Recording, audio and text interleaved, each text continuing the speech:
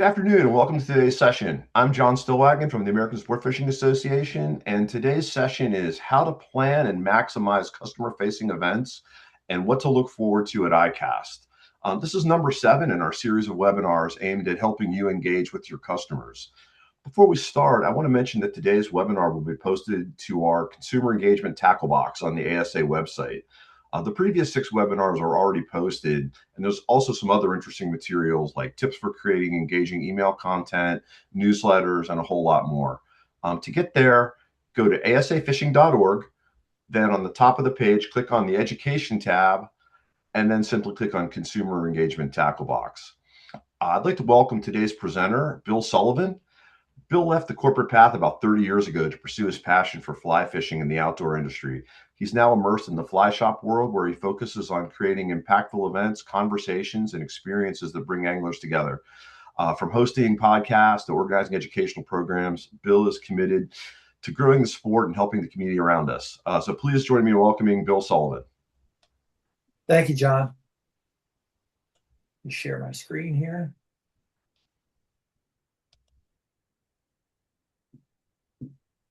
All right. Hello, everybody. I'm Bill Sullivan, as John said, and it's my pleasure to speak with you today all about events.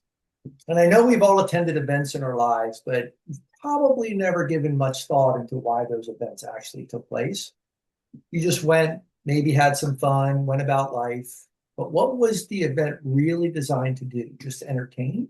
The answer is most likely no. So whether or not you currently hold events today, or wanted to start but didn't have the bandwidth or know where to begin, we're going to review some things to actually think about. Might redefine what you're doing today or really help you get started. So let's jump in. I think it's important to start with the basics of events, right? And I like to start with, at the top, just starting with a definition. And this is Bill's definition, not necessarily Webster's definition, but what is a customer event? Not everything is an event. And there's some things that you're actually doing today that you might not have even realized constitute an event, right? But let's start at the basics, like I said. Any intentional, organized experience that brings your brand and customers together outside of a normal transaction. Sounds easy enough, right? Some formats of events: in-store, off-site, virtual, hybrid, educational, celebratory events. Events can be from 5 people all the way to 500 people. But the important thing to think about with events is that your format doesn't define the event. It's really the intention or goal of your event, right? So keep in mind, the thing to keep in mind is that an event is not a sale. It's an investment in the people who make sales possible. And who are those people? It's your existing and, more importantly, potential customers.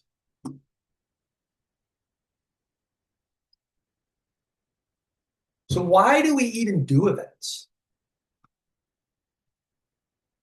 Let's get into some things to think about before you really define the format. Because I talked earlier, you need a goal or intention of an event before you define the format. It's not always about that. We start here with these 4 core purposes. There's a few formats sprinkled in, but every event should map to at least one or possibly more of these particular intentions. Some events will indeed cross into different verticals, which is acceptable. And quite frankly, it's expected. Immediate sales is the first one. An intention of an event can be to drive immediate sales. And for those of you that want immediate ROI on an event, this one's for you. And I used to think solely about the ROI, right? I need to make an immediate return. I would look at the system every day during an event and see the sales during an event. It would drive me. It was enough to drive me a little nutty. But I started to learn that there is more to events. Important, but there's more to an event, than just immediate sales during that particular event. There's also brand awareness, right? Introduce your brand to a new audience. First impressions and social reach, or it's an opportunity to rekindle that awareness that someone once had with your organization or your brand. Customer loyalty, reward your relationships. They know you already, right? Some events can be driven around that customer loyalty. They already trust your brand. They know who you are. And the fact of the matter is, it will cost you more money to replace that champion of your business. It's these champions of your business that are already spending the extra dollars at your shops, at your organization. Finding a new customer who might not spend as much as that champion of your business, it's hard to build them up into that existing loyal customer all the time.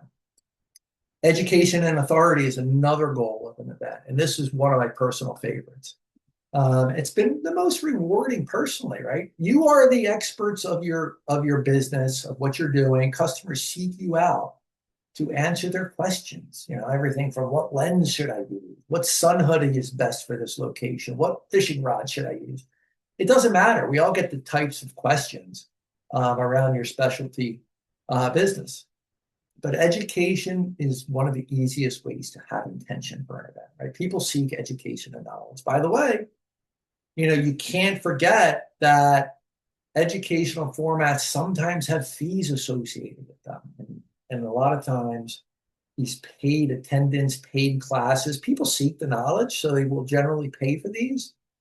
It's a good way to get that customer to have skin in the game so they actually show up. I've seen this countless times with free events versus a paid event.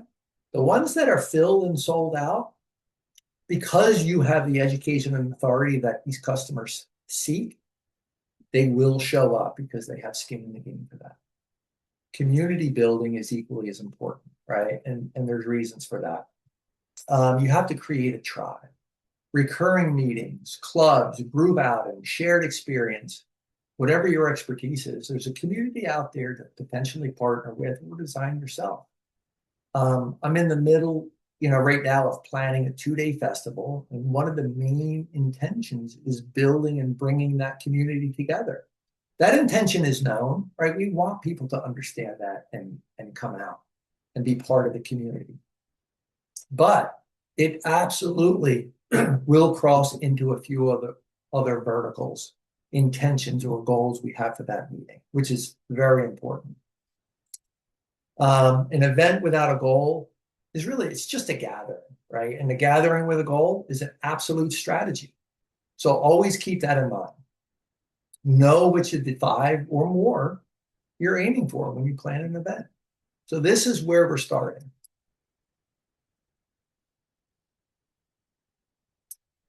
All right, we figured out the intention. We figured out the goal. Let's talk about event and formats themselves. It's important to remember that events just don't live in the 4 walls of your shop, your establishment. Some of those traditional events are, the classes, workshops, in-store demos, product launches, meet and greets with brand reps, contests, competitions, etc. It's important to realize that there's also a digital or social event that I put into the event category. And one of those is a podcast. Some will argue it's not an event. That person just doesn't have to do that. That's fine. But what it does, it creates loyal, returning audience. And it's fun, right? I've seen this done with great success. Starting it is the hard thing about it. But remember, we're the experts in whatever topic we cover, whatever business we have. And we have the authority people seek. Simply bring experts and share their experiences on a podcast. And a podcast does cover a few intentions. Instagram Live and Facebook Lives, great events, right? YouTube premieres or scheduled series. Once you gain traction, people will actually look for it and seek out the YouTube channel for content. The podcast I mentioned earlier, record it and put it out there. So people will continually go back and seek it out. And what does that do? It fills in a few of those verticals we talked about earlier for intention. Webinars, virtual panels, recurring content series. That's the key point here, right? If your audience is showing up on purpose around your brand, that's an event. Do not let the 4 walls you work in limit to what your format is.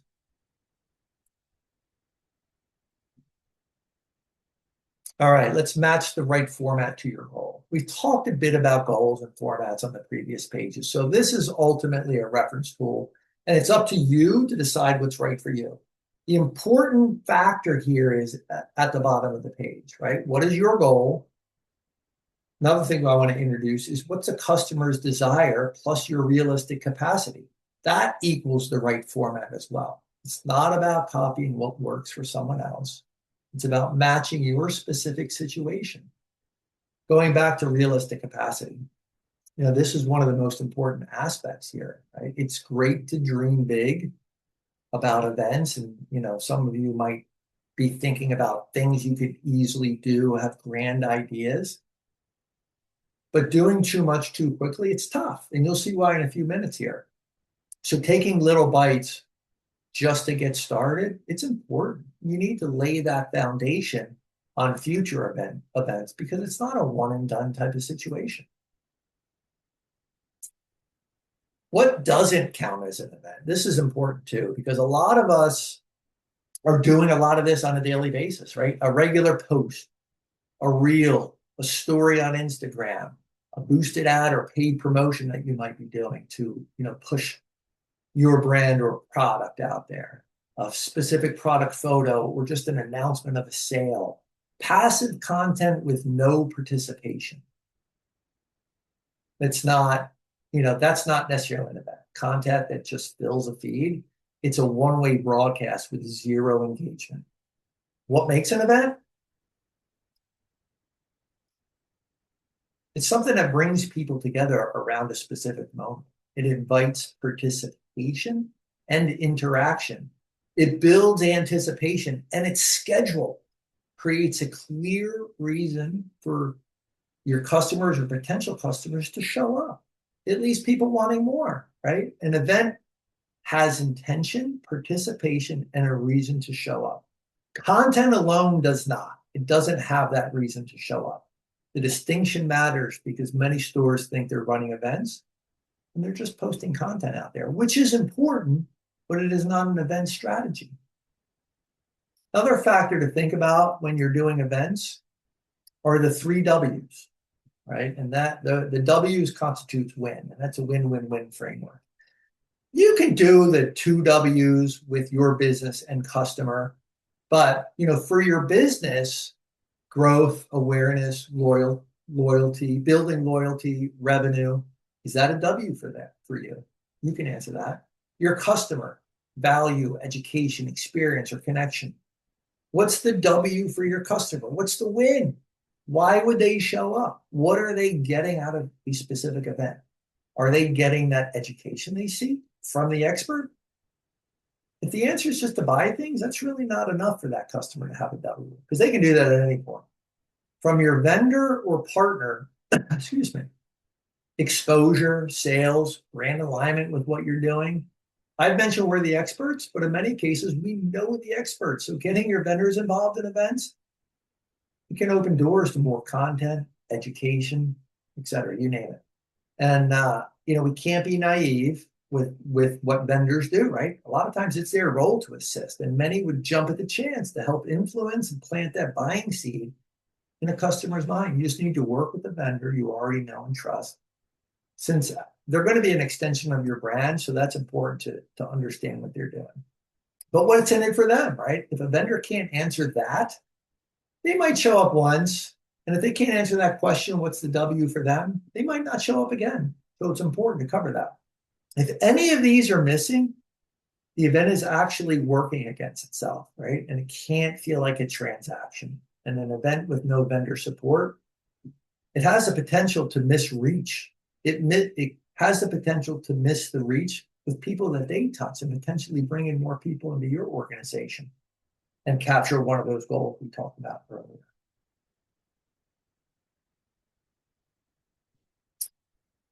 All right, you can't do it all. And this is now, I want to talk a little bit about those big ideas you've had.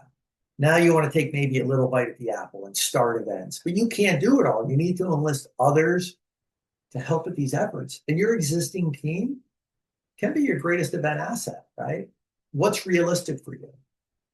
What's important to think about here when you're planning events is that not everyone wants to participate in events. Not everybody at your organization has the personality for events, the knowledge for events, or quite frankly, the desire for events. So there's things to think about before mandating participation with events, right? And some things to think about are listed here on the screen. Financial recognition. Is it a win for the employee? I talk a lot about wins, but that's important, right? Everybody's got to have a W. A lot of these events that I do, they're not during normal business hours. So what's the financial recognition for an employee that might have to do a little more? Is there overtime pay, event bonus, gift cards, commission on an event, percent of fees collected? Even a small bonus, signals that their time has value. I talked earlier about some education events have fees for that. There's things to think about there and the fees collected for that and who the instructors are. Recognition. Public recognition costs nothing, and it matters to the people participating in your employees that are participating in events with you. Exclusive access. I personally like this one. Right? It's a first look at new product, vendor swag, and brand samples. Who doesn't love that stuff? I love brand samples, but and being in the know before customers, it creates pride with the folks helping. Ownership. This is an important one, and it provides success for your events as well. Give that person a role and title for the night. Do they become just a host? They're not just staff.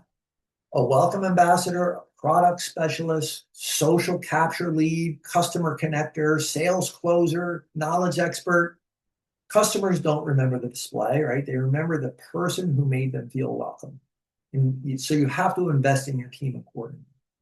Point of the matter is, as you're planning events, when you're thinking about enlisting your existing team members, think about these things because it's more than their normal job responsibility sometimes if you don't run events today. All right, executing the event. So we figured all that stuff out we talked about earlier. The intention, the format, we got the team rally behind it. We're a go. Some things to think about when it's now go time, right? Before, confirm all logistics and venue. If it's in the shop, that's easy. If it's at a different venue, then it gets a little tricky. You want to make sure everything is set properly. Walk the stage or space, right? Just walk around the shop. Make sure everything is merchandised correctly, looks appropriate. Brief the team on their roles and talking points. Confirm RSVPs. People that might have indicated interest, it's important. Hey, don't forget, we have XYZ event this time. Can't wait to see you there. Test your technology. This stresses me out at events for my entire career. Make sure if someone's going to do a presentation, make sure they know how to share something from their phone, iPad, or hook up a computer to the projector. Just make sure that works. It'll feel frantic to do it during the event. So make sure all that's working day of. Potentially have a backup plan if possible. And then final day social promotion. FOMO is real, right? So if you promote your event, last day for the event, fear of missing out is real. So people may see that and realize I'm missing something fun and might want to participate at the last minute. It's important. Don't discount FOMO. What about during the event? Now it's going, right? In the first 10 minutes, set the tone for that entire event. Work the room. Don't be stationary. Don't be a wallflower. This is your event. Adjust energy in real time. Connect customers to the staff and vendor. I see it all the time that customers come in the shop and know, staff by name and vice versa. That's important. That builds brand loyalty and customers for life. Capture photos and social content. Fix problems quickly and quietly. That goes without saying, right? What about after the event? Equally as important. Thank every guest personally. If there's 500, it gets hard. But if it's a small event, make sure everybody's thanked for attending. Post a recap on social within 24 hours. Those pictures and content you captured during the event, post them out there. Do a recap of, hey, look what everybody missed. This is what we did. It builds momentum for the future. Follow up with the key conversations you had. Thank your vendor or partner, because remember, they need a W in it as well. So thanking them goes a long way. Measure results versus your goal, right? Document everything. What I like to do is have a post-event recap. And this doesn't need to be a big team meeting. This can be just you doing it yourself, but asking each individual staff member that might have participated, get some input. Maybe there's some things to tweak that can go a long way, for your next event. But customers, they will forget what you sold them. They will never forget how your event made them feel. So doing these things during the event is important. Your non-negotiables for every event, we kind of talk about some of these, but make sure everybody's welcome.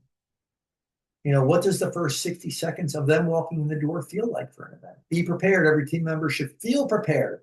No one should be guessing or winging it the night of an event. Every partner should feel valued.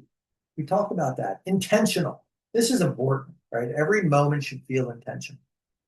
Don't have dead space, dead energy. And if you have multiple steps in an event, make sure you map them out in your mind well in advance, because unclear next steps has the potential to kill events. I've seen that. Measured. Every event should be measured, right? What was the goal? Did you hit it? Some of them are hard to measure. I will give you that. Well, doing that, what would you change? One quick way to measure events, is give a special pre-made discount code labeled for that event, so you can see if those people used it and what they purchased, and if they purchased other things from it, or if they continue to visit your shop. It's just an easy way to see immediately what those people have done. That's almost, part of the ROI aspect of it, but you can see future what they're doing as well. But start with these, and if you focus on these, you shouldn't have a bad event. But let's talk about what accelerates, what kills your events, because there are some things people don't do that can kill the momentum you're trying to build, right? You've completed your first event, which is half the battle. You've done it once, fantastic. You focused on the intent or goal, you figured out the format, and you killed it. That's fantastic. You're not done, because you're trying to create that wave, and right now you just have a tiny ripple that probably won't last long. So the timeline for events can generally last 6 to 12 months. So this is a commitment. Now you're starting to see why, focusing on the crew you have is important as well, because it's such a commitment to events, doing them right, keeping, them going over a timeline. A lot of people get invested in this. But here are some variables to focus on, for accelerating your event and raising awareness. Excuse me. Consistency. Same format or cadence, right? People know what to expect and plan around it. When I mean people, I mean customers. Potential customers and customers, they start to understand what to expect around your events. Documentation, photo, recap, social content. It keeps working long after the event ends. It just builds that awareness. Partners and vendors. The brand rep and partner, I talked about this earlier, multiplies your reach beyond your own audience, which is absolutely important. A series of events, recurring themes, give people a reason to return and bring friends the next time. What kills your events? Long lag time, right? Long gaps between events. The awareness fades, out of sight, out of mind. People aren't focused on it. It's not ingrained in their mind or put on their calendar. No consistent format. Every event feels random. Nothing sticks in people's minds, like I said. No event follow-up. The event ends and goes silent with zero recap, no photos, no reason to remember. It's a great opportunity to post. Look at the fun, you missed. We're going to do some more. And here's when. Measuring only immediate sales. Events that didn't pay off get canceled before awareness has a chance to build. I can't stress that enough, right? I used to do that. What was our sales at that minute during the event? If you're focused on those other goals, brand loyalty, education and authority, all of those eventually will turn into ROI. It's just not immediate in a lot of cases. And again, you don't build a reputation in a day, but once you have, it compounds. Same thing with events, right? Events are designed to help with that. How long does it take to build real event awareness? I talked on the last slide, 6 to 12 months. How often are we doing events? Here's a general guideline you can expect when you do events. And I mentioned one event is just, it's a ripple. It's really a blip on the radar. Your loyal core might show up. You're learning the logistics of events, the format and what works, and don't judge it by the turnout. Event number 2, you're trying. You're trying to do events. Word of mouth from event number 1 starts to trickle out. Few new faces might appear. People who missed it start actually paying attention to what you're doing. Event number 3, people start to notice. They notice what you're doing. What that means is it's the awareness threshold. Customers mention it before you promote it. Social content from past events start, working for you. I've had people mention to me, things that we have done, events. They've talked to me about them even before the next one happens. So it is ingrained in their minds, the stuff that we're doing. And when they start talking to me and mentioning about, hey, I saw this, I took part of this, I can't wait for the next one. That's a win-win for everybody. It's a win for the brand, the customer, because they're excited and know what they're going to get out of it, and potential vendors. Event 4, you have a name, right? New people start to show up because they heard about it, not just because they saw a post, right? This is real awareness now. If you have that consistent recurring theme and schedule of events, you have a name. And then event 5 plus, it works for you. Customers, tell other customers who tell other customers, who then tell potential customers. The event markets itself. Your store becomes, associated with doing cool things, and who doesn't want to be associated with that? It's important. Right. The first event you do is to learn. The third, others start to notice. The 5th plus or 6 is when it starts working for you. And don't be afraid if the format is for you. Truth be told, I have tried stuff that just didn't work, right? Sometimes you have to figure it out, and that's okay. Maybe it wasn't a W for the customer, and everybody needs a win. There's been some events that I've dreamt up and it didn't work. There's others that are absolutely fantastic and just people keep showing up because they absolutely love it and get a lot out of it. Another important topic is AI, right? What does AI have to do with events? But a lot, actually. Some people love AI, and some folks, well, they just don't love it for a variety of reasons. I'm not here to change your opinion on, what AI is doing. I just want you to be aware that it's an absolute tool you can be using, right? And the fact AI can connect into a lot of the apps that you have already today. A lot of AI can integrate into those apps. And a lot of those apps you're using have AI functions built in that you may not be aware of. And you can use these for events. Just know there's no stopping the AI train, right? And it can be a tool to make events easier. So, before the event, and I'm guilty of this, I do it. I use it to help write event descriptions and, promo copy in mere seconds. I do it for every single one I write it up, use AI to help craft a different message with certain prompts, and it makes life a whole heck of a lot easier. You can use AI to target the right customers based on past purchases, automated RSVP reminders, talk about integration. Some AI tools integrate right into Klaviyo if you're using that, or Shopify. Podcasts, great way to auto-generate show notes and transcripts.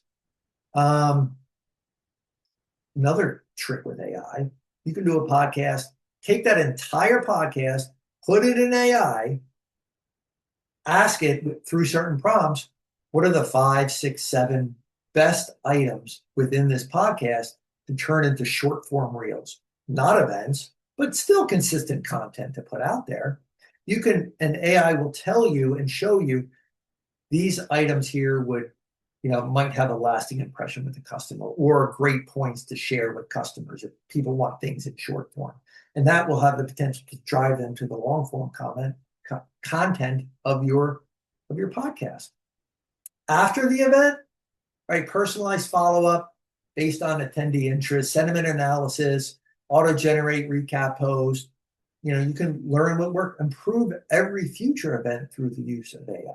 AI handles the logistics. It's important to note here, AI can help you handle logistics, but your people and you still have to deliver the experience. That will never, it's going to never change. It's not there to replace the human interaction with customers. Not yet, hopefully never, but it's not there right now. And that customer seeks, that expert opinion in developing a relationship, with a customer. So that's not going to be replaced anytime soon. But use it to make your lives a little easier when you're planning and finishing up events.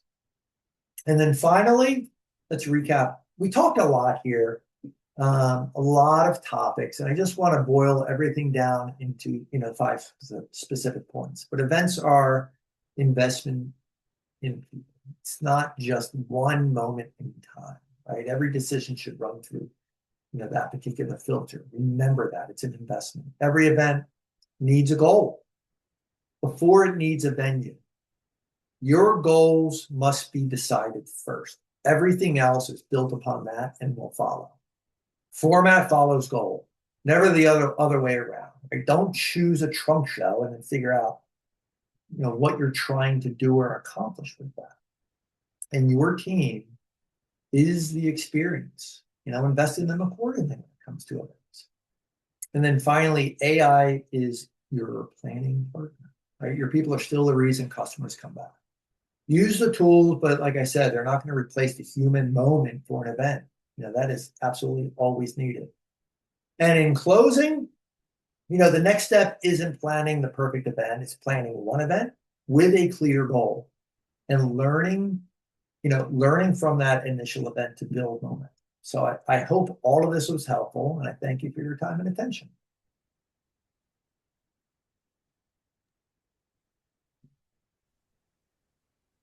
Thanks, Bill. Thanks for speaking today, and thanks everybody for joining. I just want to remind everyone that ICAST is coming up July 14th to the 17th. If you'd like to go and still haven't registered, you have very little time left, so you need to get on it.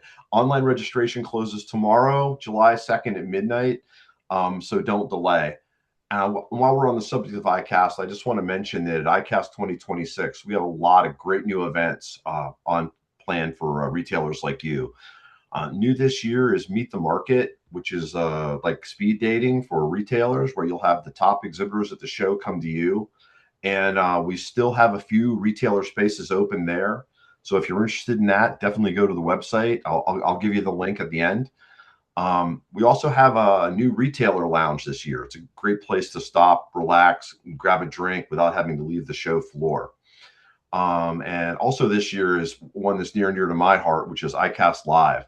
This is an expansion of the old Lunch and Learn series, but way bigger and better. We're going to have celebrities, product demos, education seminars, and really just a whole lot more. And then on top of all the new stuff, there's all the great ICAST content that you've come to love. It's all back again this year.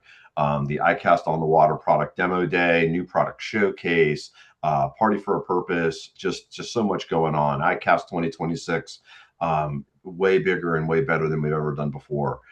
So if you want to register or find out about any of these events, go to ICASTfishing.org and you can get all the details, the schedules there, registration forms, tons of information about all the great events we have going on. And again, that's ICASTfishing.org. So I just want to thank you all again for joining us today. Just a reminder that today's webinar will be posted to the Consumer Engagement Tackle Box on the ASA website. The 6 previous webinars are already posted there. as well as some interesting materials like tips for creating engaging email content, newsletters, and a whole lot more. To get there, you're going to want to go to asafishing.org, click on the education tab at the top of the page, and then simply click on the consumer engagement tackle box. It's super easy, and you'll find a lot of great content. So thank you all for joining the call today, and I hope you have a great afternoon, and I hope to see you all at ICAST. Thanks.